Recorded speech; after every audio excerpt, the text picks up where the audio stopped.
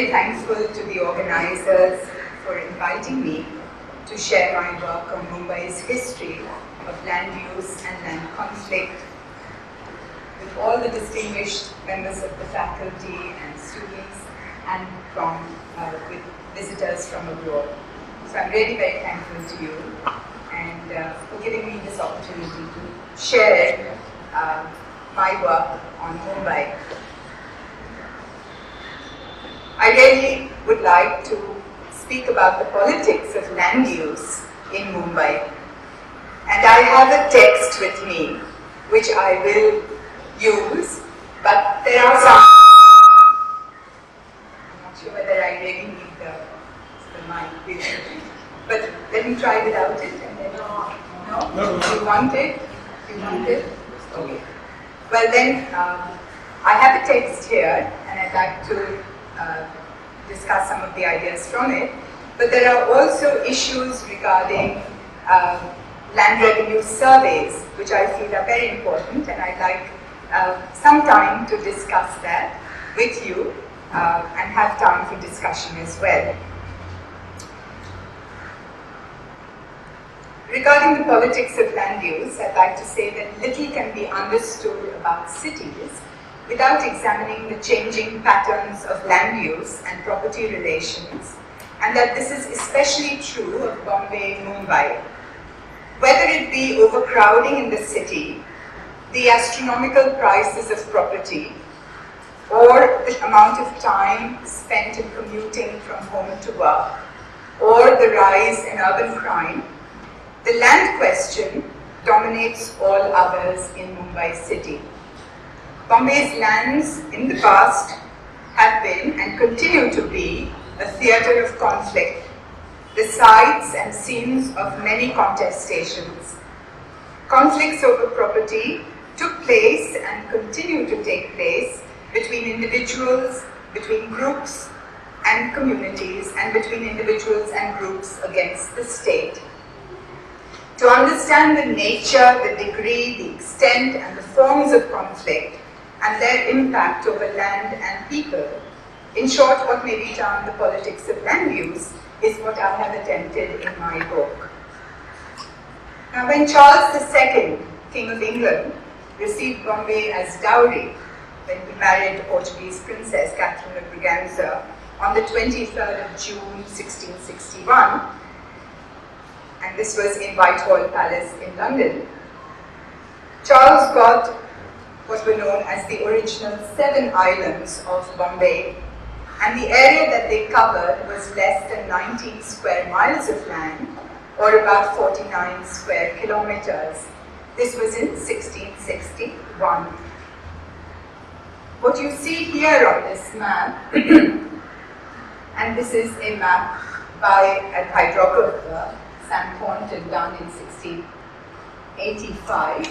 You see the larger island of Salsette much more clearly, but you do have very small, I don't have a pointer here, but let me just, this is the larger island.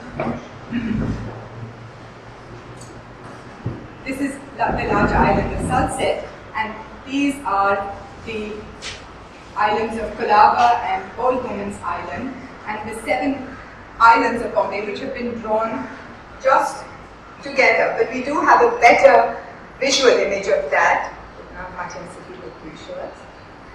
which points out the 7 islands.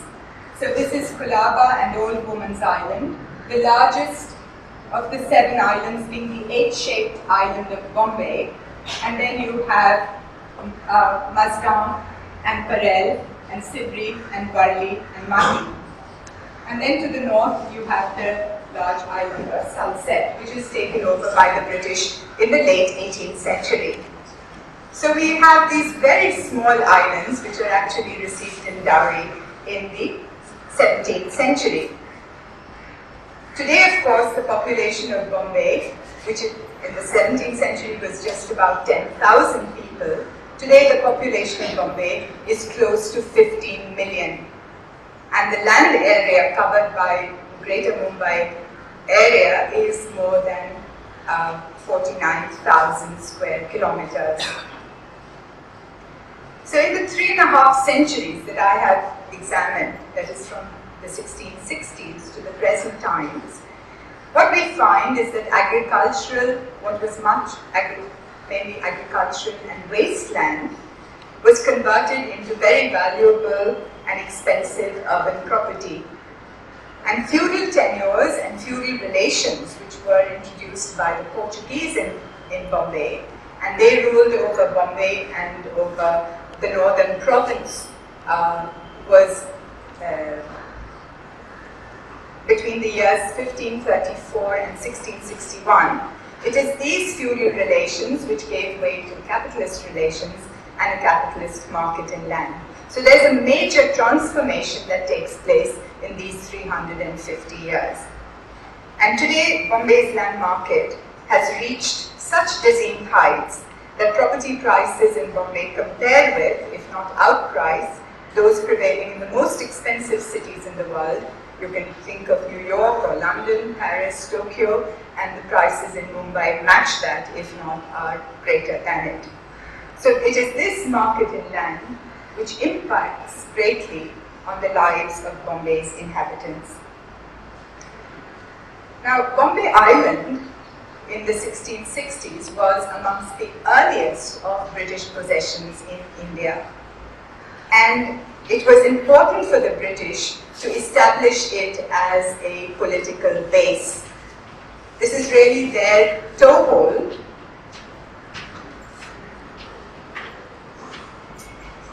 This is really their toehold in India. And if they wish to expand, it was very important that they control these 7 islands and make some sense of what they had in their possession. So it was here that first the British Crown,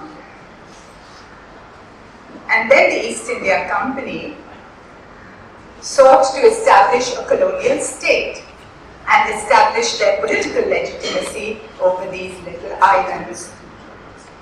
But the interesting fact is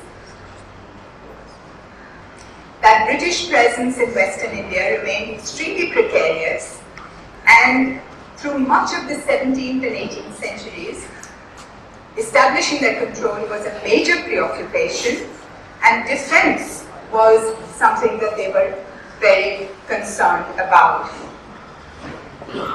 So defense and finance, these were the 2 issues that the British had to sort of put in order if they really had to make their presence felt.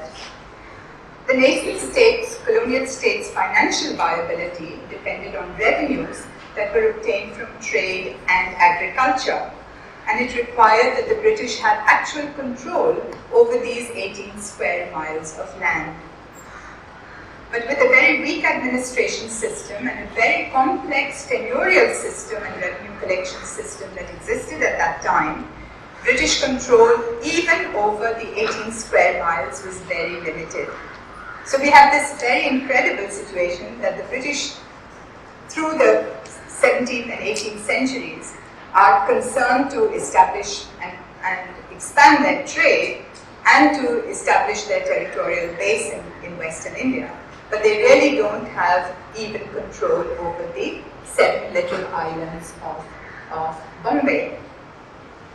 And why is that? Because in these 18 square miles of land, there were 9 different tenures prevailing.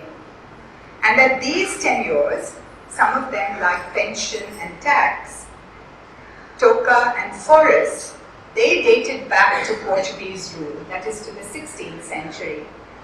Others, such as Inam tenure, went back to the rule of the Sultan of Gujarat, which was the 15th century.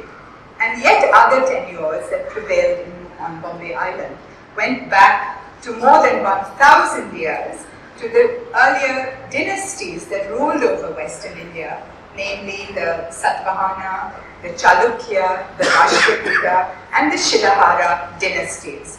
So you have these 9 tenures prevailing on 18 square miles of land, and the British have to try and make sense of it. And it's very difficult. This mosaic of tenures, it wasn't just the fact that there were 9 tenures, but this mosaic of tenures also carried specific rights and obligations. and they constituted what is seen as an important part of Bombay's inhabitants and what Bombay's inhabitants termed their cherished, very cherished, customary rights and inheritances. So the British have to work their way around these customary rights and inheritances. So despite attempts on the part of the British administrators to impose a uniform and rational system of land administration, resistance from Bombay's inhabitants, and I said there were 10,000 inhabitants in the 1660s, this number increases so that you have about 60,000 in the early 18th century, in the mid-17th century. The number increases so that by the early years of the 19th century, you have a population of about 250,000, 225,000 in about 1827. So the numbers, if you like, increase from 10,000 in 1661 to about 250,000 by the 1820s. The British are trying to make sense of both the land tenures and the customary rights. And as you can expect, there is a great deal of resistance on the part of the British to impose a uniform and rational system of land administration. Because every group, and the groups that are really dominant in Mumbai at this time, are the coolies or the fishermen, fisherfolk, the bhandaris or the toddy tappers, the agris or the salt pan workers, the kundis or the agricultural workers who were cultivating the rice fields, and of course there were Portuguese fazendars, there were Konkani Muslims who were here, and there were Pathare Prabhus. These were the dominant communities right through from the late 17th through the 18th and into the early 19th centuries. All of them, each one of them, had rights and what they saw as their inheritances, their very cherished inheritances. So the British had to really work around this.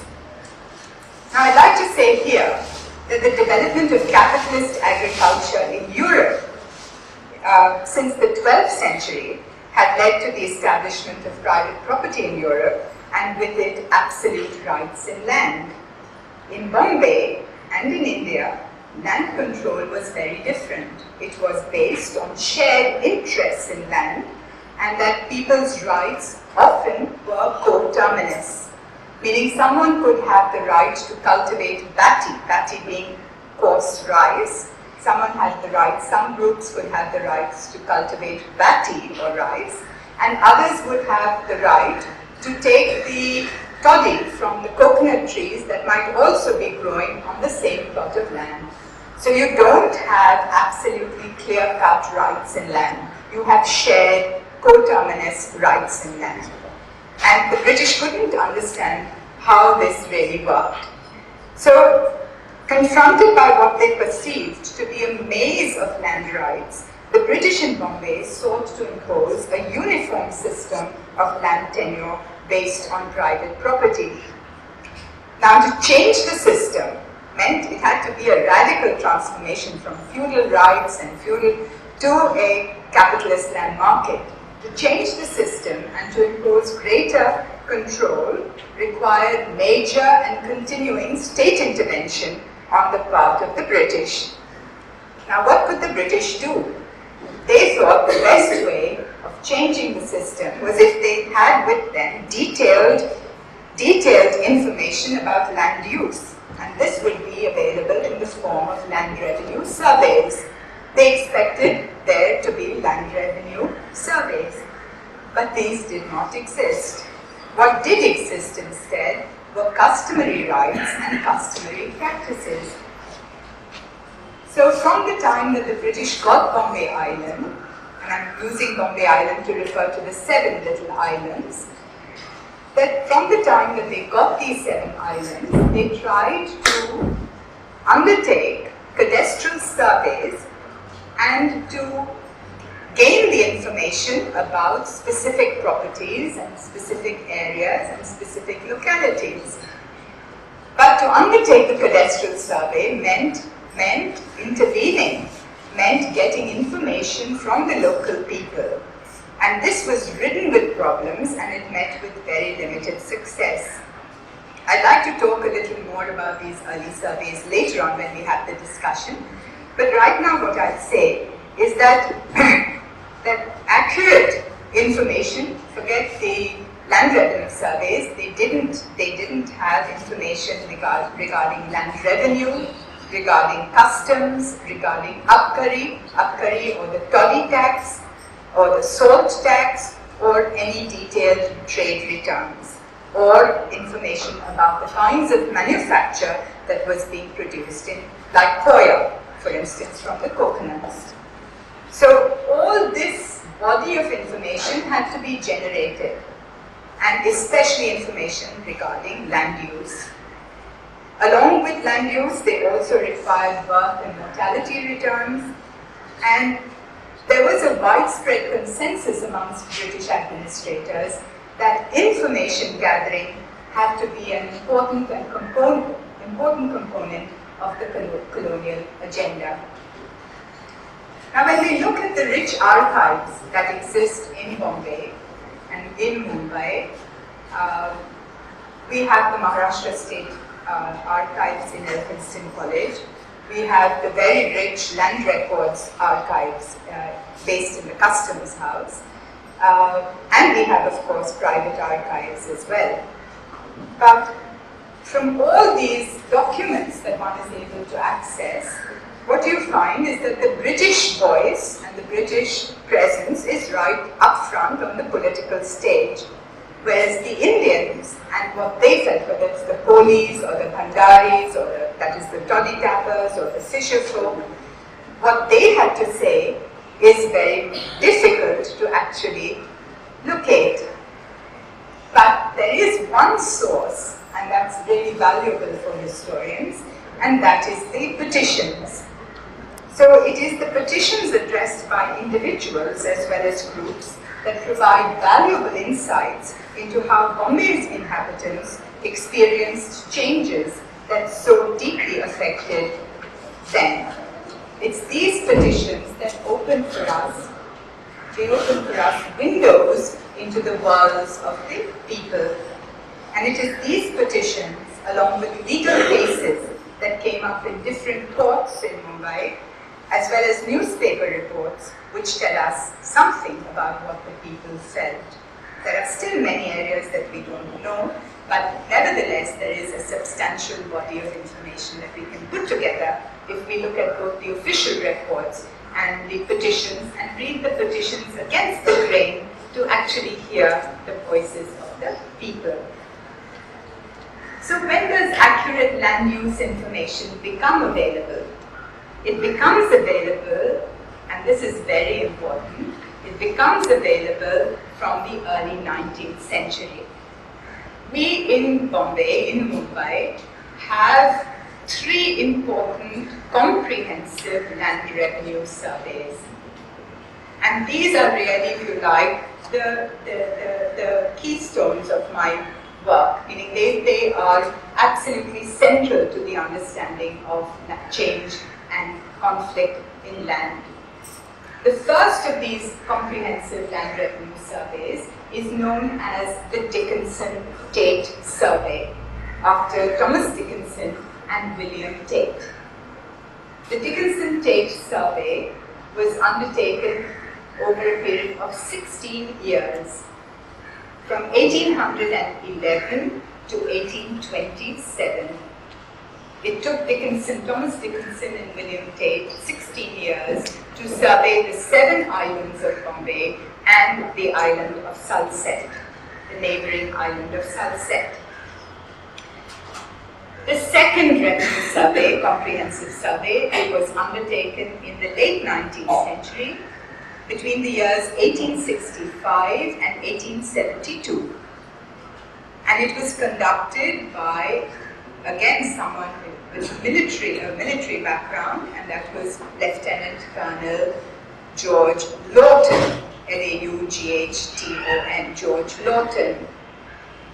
And the third revenue survey, comprehensive survey, was undertaken just about at the time of the First World War, between 1915 and 1918. And this doesn't have a name. It's just referred to as the Cadastral Survey of 1915-1918. So these are three critical benchmarks of surveying of Bombay city and island. And they are very, very important in reconstructing the history of this city. There's also a difference between these three surveys, and I'd like to point that out. The Cadastral Survey of 1915 to 1918 is sometimes referred to as the New Cadastral Survey. In popular parlance, it is called the New CS Number. Meaning anyone who has property in Bombay City will, on their property documents, have a new CS number. Whenever there is conflict, and this is so common, whenever there is an issue about property and a reference has to be made to the collector's records, the first question will be to find a reference, to corroborate the information with the old CS number. And the old CS number is got from Lawton's survey. So everyone in Mumbai knows about the new CS number, that is the new Cadastral Survey, and the old Cadastral Survey, though they might have forgotten Lawton. But nobody, including members of the Collector's Office, know about Thomas Dickinson's Revenue Survey, which took 16 years to map and chart and record and document the history of the island in the early 19th century. And it is Dickinson's survey which I feel is, if you like, what I have been able to locate as a historian in the archives. And it happened by sheer chance, and it happened by sheer good fortune, that there was someone in the collector's office who happened to say, Miriam Bai, would you like to see some older records than the old cadastral survey? And I found volumes and volumes and volumes of the most incredibly detailed documents on Bombay's land that is known, that we now have as the Dickinson Tate Survey. But what is especially important about Dickinson, Thomas Dickinson, and I'll come to that a little bit, that he tried not only to document what and to record and to map and to chart every property on Bombay Island, which is why it took him 16 years to do the work, but in the process he was very keen to get historical information about land use and changing patterns of land use in the island city. And so he made this very special effort to find all the old records that existed from the time that the Portuguese had handed over Bombay to the British. So when we say Dickinson's survey, we are not just talking about what existed in the early 19th century. We are saying we have with us this incredible, rich repository of information which puts together, certainly it's incomplete, it's not everything that could possibly exist, but it puts together all the possible information that he could find from 1661 to 1811. And that is what is so wonderful about it. So we have this wonderful, wonderful body of knowledge, and it came very useful to the British in their efforts to establish political control, not only over Bombay, their base, but even to expand their control over other parts of Western India. So the first thing about Dickinson is that he tries to get all the possible information. The second thing that is specific about Dickinson's survey is that it was a standalone survey. It wasn't being done anywhere else. Whereas in the case of Lawton's survey and the Cadastral Survey of 1915, they are not standalone surveys. They are surveys which were part of a much larger revenue survey project. Lawton's survey was part of the Great Trigonometrical Survey of India. And he was doing what he was doing, keeping in the larger survey operations in Western India, that is in Bombay Presidency, informed. There was Colonel Francis, and there were other members of that survey operation who were constantly being informed, and the matter was being discussed with them as to how the survey was progressing. And of course, similarly, when the pedestrian survey of 1915 took place, it was an all-India survey. So the second and third surveys are all-India surveys. The first survey is a standalone survey. And this is what is sort of so special. Now, what kind of records did Dickinson actually collate? What did he put together? There are first of all what we would call inward and outward registers. So one of the largest sort of bodies of information, and there are volumes on this, the inward and outward registers. These would be registers which are official correspondence between Dickinson's Revenue Surveyor's Office and the government. So it could be the Bombay government, it could be the government, the East India Company's directors in London. Official correspondence sent from Bombay, received from London, from Calcutta, from Madras, where other survey operations were taking place. But these are the official information regarding the course of the survey and the requirements of the government. But there are also, along with the inward and outward registers, there are also locality maps and plans. So for each locality that was being investigated, there are detailed plans. All of them, unfortunately, do not exist. But for the fort, for Kolaba, for Masgaon, for the fort, for the flats, for Mahim Woods, for Budley, for Sivri, Dickinson prepared separate locality maps and plans. These were accompanied by registers, and these are probably the most interesting.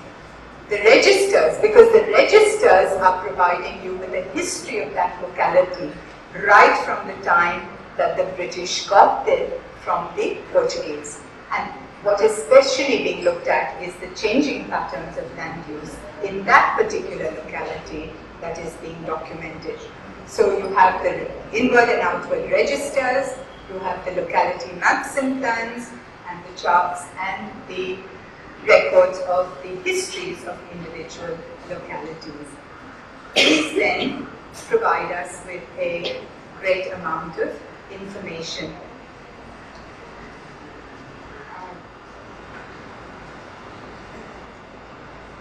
I would like here to maybe elicit some questions, some responses, because there's much more to say about how developments took place once the British got access to this information. But if there's anything that sort of immediately interests you, or something that's not very clear, perhaps we could have a little discussion and then get back to some of the other issues. Yeah. So you said the British aimed at unifying the land use and survey and property rights, right? Yes. And did this succeed after the first survey? And did it really have done doing this? And what kind of conflicts emerged? And is there some of the old patterns of properties still existing today? I mean, some of the land To answer that question, I'll just go back a little bit and say that the reason why Dickinson was appointed was not just out of the blue. It happened because many efforts had been made in the course of the late 17th century and the early 18th century to record this information about land use. And they had failed. The most recent one, just before Dickinson, in 1810, there were very turbulent and very sort of strong protests made by the toddy tappers of Bombay, the Bhandaris or the toddy tappers. And toddy, which is what you get from the coconut plantation, coconut trees, and the date trees, and the brad trees, that is the targola tree. that toddy was a very important source of revenue for the British. That is, after land revenue and customs revenue, Abkari was called Abkari revenue, toddy revenue, was a very important source. And in the early 19th century, there was a great deal of concern that the British were not getting enough revenue from toddy, simply because the amounts were not being disclosed by the toddy tappers and the landowners of Bombay. So they wanted a revenue survey, especially to count the number of coconut trees and brag trees and date trees on Bombay Island. And there were thousands upon thousands of these trees. So there was a person from the military, a military engineer called John Hawkins. Hawkins was deputed in 1810 to undertake a revenue survey of just the date palms and the coconut palms and the brag trees of Bombay. Hawkins tried to do it for this period between 1810 and 1811. He came across so much resistance that he complained bitterly. He said, every time I try to enter a boat, O-A-R-T, which is from the Portuguese horto, or garden plot, he says, every time I go there, my men are beaten up. We are not allowed access. We can't find out money. The Bhandaris are very, very difficult to deal with. And he complains through the year 1810 and throws up his hands and says, I just can't get the information. Please let us now survey the rice fields of Bombay or the salt pans of Bombay, but not the coconut trees. So because the government is very keen on getting its full revenue from Abkari, they removed John Hawkins and they put Thomas Dickinson in charge of the revenue survey. Now, Thomas Dickinson is very important because he represents a new face of British colonialism. This is the time of laissez-faire. This is the time of a new political philosophy. This is the time when the concern is with private property becoming sort of the dominant form of land everywhere. So Dickinson is representative of this new sort of movement. And when he begins the survey in 1811, he says, this is not just a job that I'm doing. This is a work of the greatest scientific magnitude. This is what, on the basis of this information, the government will be able to establish its control over the land and establish a land market. So your question, was there resistance? Dickinson also encountered a great deal of resistance from the Bhandaris, from the Kolis, from the Agris, but he persisted because he thought that this was the most important political exercise that could be carried out. And to your second question, that what changed? Well, what changed is that because of this information, you do have the emergence of a land market in Bombay. You do have the rationalization of land, which takes place not immediately. It takes a number of decades, but you can see it in the 1830s, 1840s, and the 1850s. And in 1839, you have legislation called Act 18 of 1839, which is responsible, which actually puts into legal parlance the changes which have been taken on the ground, saying that now all property, all land in Bombay will be property, it will be marketable, it will be bought and sold. It still doesn't change. What is done as a scientific exercise, what is then expressed in legal terms, still doesn't make for a uniform, rational system of land administration. But you can see how the changes are taking place. And there is further legislation in the 1870s, that the Land Acquisition Act of 1876, which is in continuation with this earlier legislation, and which is really the establishment of private property in land. So the great change that emerges in the 19th century is private property. So, yeah. You explained at the beginning of your lecture that there is no, also recent question that can be solved without answering the question of land use and so on. Also social problems. Can you explain one specific social or also political actual problem of Mumbai that is caused in the complex history of land rights? The murder of senior citizens. Lots of people living alone. Many Parsi elders, particularly members of the Parsi community, that they do have often rented homes in South Bombay, which are very, very valuable, and for which they pay an old rent, a very low rent. Urban crime has been linked. This is just one case where citizens have been, because the hunger for land is such it's really like something that runs through, the thread that runs through Bombay's history. This land hunger has got so accentuated and the housing crisis is so acute that people who are vulnerable, especially elderly people who happen to be living in very comfortable or very nice apartments, have been attacked and even killed in recent times. Land the prices are so high. I said that in areas they are as high as in Manhattan or in sort of the central business districts of many other European and American cities, that people who have been living in South Bombay are increasingly under pressure, especially if they are tenants, to move out of the city and move to the distant suburbs. When I said this murder about Parsis, I especially had in mind two of the most well-known, amongst the two well-known and highly esteemed persons in Bombay. One was a professor of English, Professor Meru Jasawala, whom anyone who studied in Elphinstone College or studied English literature knew and revered as one of the greatest literary critics and writers. She was murdered, and nobody has been booked, but she was murdered in her apartment in Altamount Road.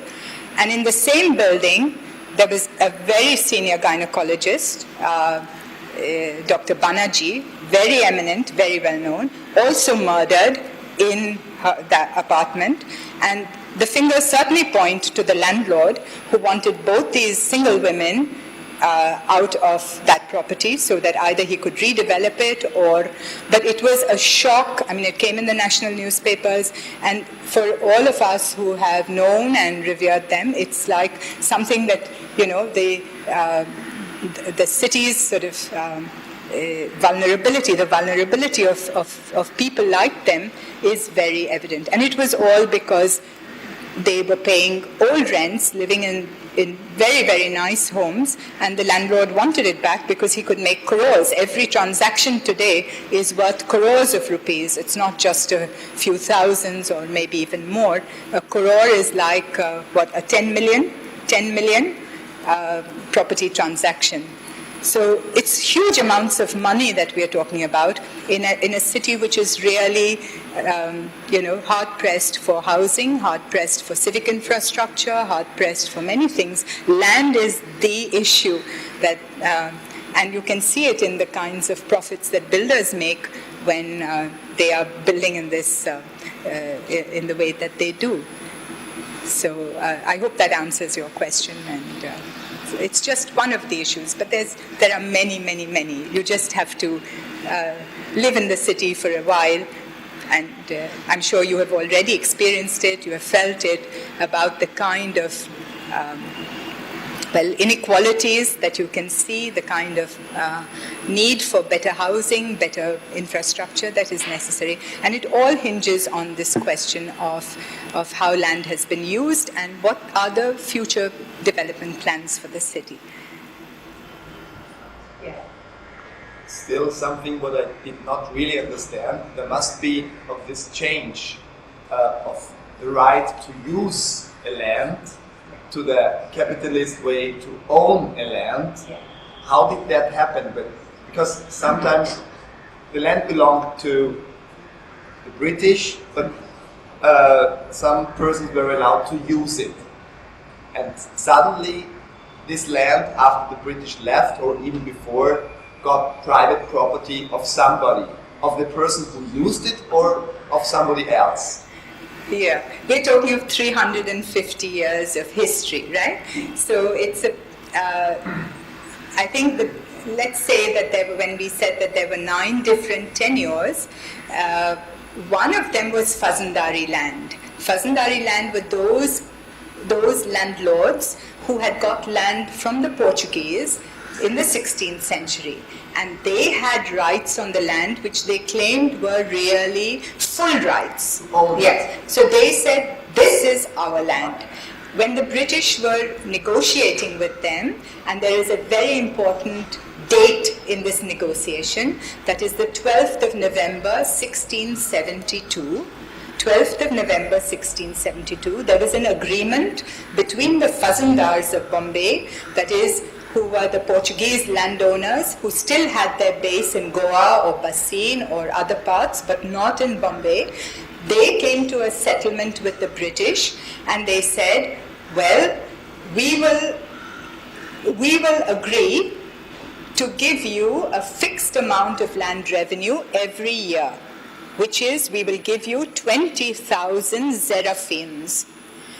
Zerafins were the Portuguese currency still used in Bombay after the British had got the islands. The people still spoke Portuguese and Marathi and Konkani.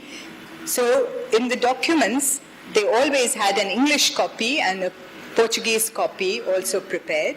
But in this agreement, the Fazandar said that please do not inquire into land titles, into areas that are sort of boundary marks of specific properties. Don't try and make any kind of land revenue survey, because every time you do that, it is seen as something that we have to pay for, and we are not willing to pay for, and we don't like it, we see as intervention. So you have this very important and interesting case that the British are in a very precarious position in Bombay. You have to recognize that they are very, very insecure. And they're so insecure that they agree to the terms laid down by the Fazandars. And they say, all right, so long as you assure us of 20,000 zerafins, we will not make inquiries. So from 1672 till 1741, no inquiries are carried out on individual areas and individual properties and what is grown and how much revenue is to be got. It's only after the 1740s that the British feel strong enough to say, no, 20,000 is not enough. We should be getting much more, not only from land, but also from customs, also from abkari or toddy tax. We need to have a revenue survey. We need to know how much land is there, how much yield is there, how much should we be getting. So they have a revenue survey in 1746, they have a revenue survey in 1771, they have a revenue survey in 1776, they have a revenue survey. They try again and again and again to get information, because information is basic to rule, to power. They need it. But the information is always so limited and always so problematic that they can't use it as reliable information. So throughout the 18th century, from 1741 right up to the early years of the 19th century, the British do not have any information about land use which is actually reliable. And they are very, very keen that they have this, because now There are battles that they are fighting against the Marathas, against the Siddhis, against other powers in Western India, and they want to expand their territorial domination to other areas. But until they have this basic information, they really can't go very far. So things happen. It's circumstance that in 1803 there's a big fire in Bombay, in the northern fort of Bombay, and the government realizes that they can now rebuild the town. Again, they need land use information. So the big fire coupled with the Bhandari riots of 1810 is what compels them to try for a comprehensive survey information. And it's only in the mid-19th century, as I said, that the British now emerge strong enough to try and not only expand their political control over other parts of India, but also assert that land is now something that is all controlled. No matter whether there are 9 tenures, no matter what are the customary rights, all land belongs to the state. That assertion only takes place in the mid-19th century. Even that is contested, even that is fought against, but they are still in a position, because of Thomas Dickinson's revenue survey, because of Lawton's revenue survey, they are in a position to assert this. And then there are conflicts, and then there are many, many issues that take place. But by the mid-19th century, I'd say, the position has changed dramatically. And the 9 tenures are certainly simplified, and you do have. Even today, there is leasehold land, and there are variations. But that that land has been converted into something that is marketable, takes place by legislation in 1839 and in the subsequent laws that are passed. Maybe we could run through some of the pictures, and then if there are some... yes, maybe, just to get an idea of Bombay, because I feel maybe could we put off the lights and just... what you have here is the English fort. When the British got the islands of Bombay, they got a manor house that was owned by a Portuguese fazendar, a woman called Ignace de Miranda, and this was located, if you have been around Bombay, near the Asiatic Society of Bombay or the town hall, you have areas which are now controlled by the Navy. It is here that the old manor house was located, and it was built up by the British to serve as Bombay Castle or Bombay Fort. So you have a land view and a sea view of Bombay Fort. This is in 1672, the time when the Governor Gerald Donchier first came to Bombay. He's a very important governor. He's the one who comes to the settlement with the Fazendars in November 1672. He's also responsible for many defense initiatives that take place at that time, and plans for urban development of Bombay Island. These are just lovely pictures which show you the kind of occupation of the people of Bombay. This is jackfruit, the jack tree and jackfruits. You had many kinds of areas which are still called Fanas Wadi. Fanas means jackfruit, or Anjir Wadi, which is fig tree, or Jambul Wadi, which are, what is Jambul? It's an Indian fruit. I hope you'll eat it sometime if you stay long enough. By April or May, it should be there. So here you have two trees actually: the palmyra, the palm tree, and the banyan tree, which are shown, giving you an idea of the kind of landscape that prevailed in the 17th century. And the other, of course, is a coconut tree with a bhandari climbing up the coconut tree to get the toddy. And you have fermented, which is alcoholic drink, which is toddy, and a fresh drink, which you can get early in the morning, called nira from the same tree. This is to show the Portuguese presence which remained and the Portuguese influence which remained in Bombay long after the British got control of the islands. Portuguese church at Dadar. And the Jesuits were amongst the biggest fazendars of Bombay. Thank you. Here is a redrawn map by Thomas Dickinson, which shows you the kind of land use pattern that prevailed in the years between 1812 and 1827. What you have the ones that have these dots are rice fields. The ones that have the straight lines are, here are the salt pans, here are the coconut pans. And actually the urban development is restricted to the southern part of Bombay Island. I said that 225,000 was the population, 250,000 in the early 19th century, of which about figures vary, but about 20,000, 30,000 lived in the fortified settlement, and the rest lived in, there was a black town and a white town, the Indian quarter or the European quarter. The rest of the people lived in the Indian quarter, and that too had been developed. There was a new Indian quarter and an old Indian quarter, but all of this extends. This is the European quarter, and there is extension further north. So you have this interesting case of urbanization really concentrated in the southern tip of Bombay Island and then spreading northwards.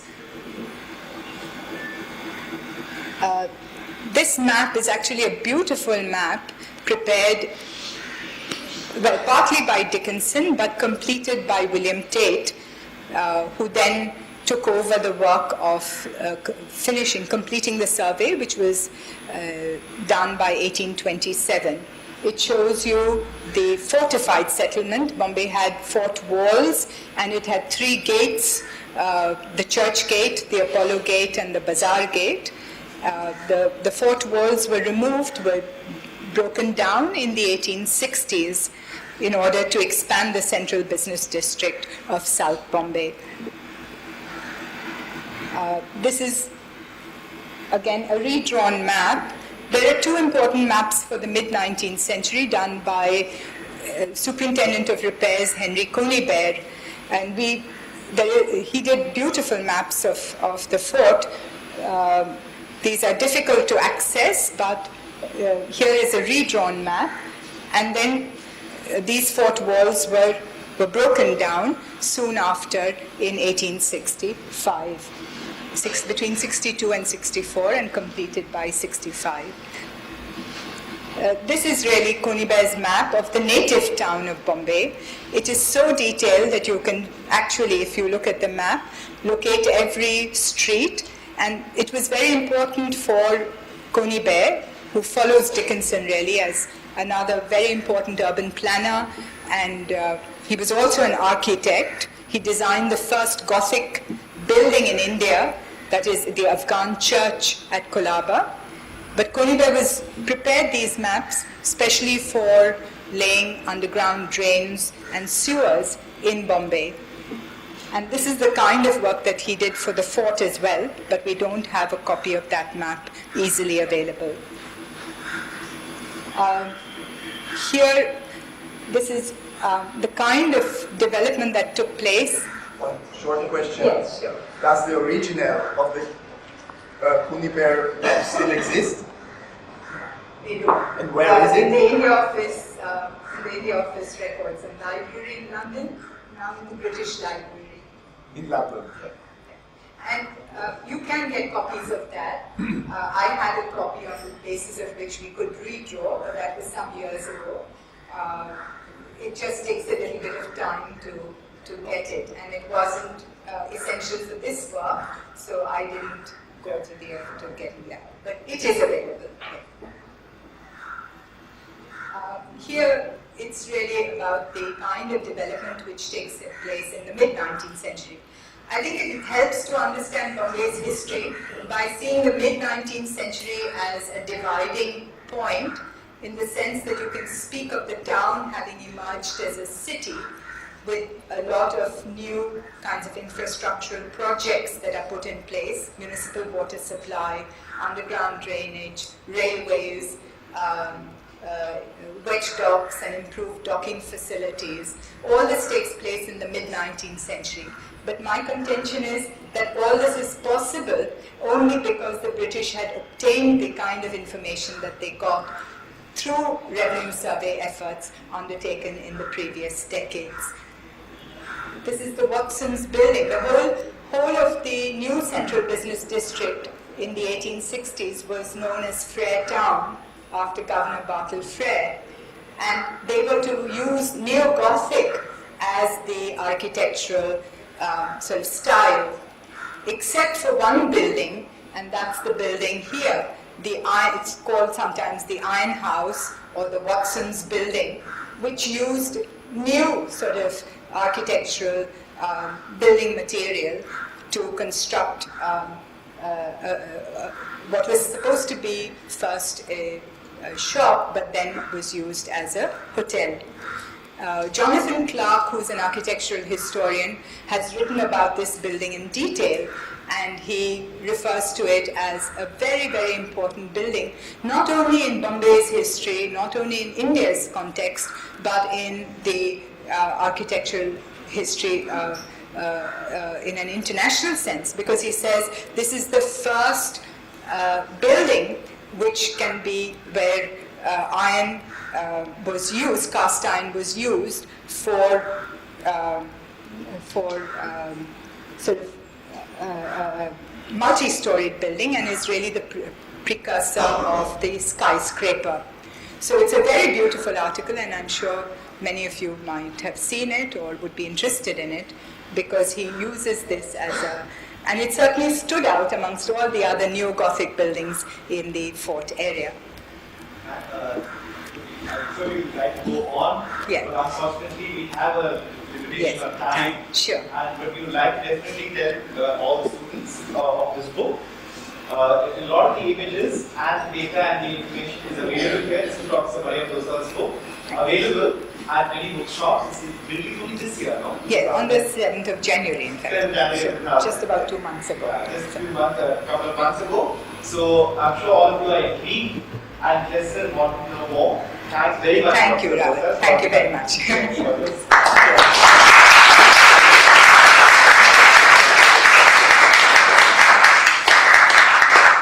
It's been a great pleasure, and thank you for having me. Thank you.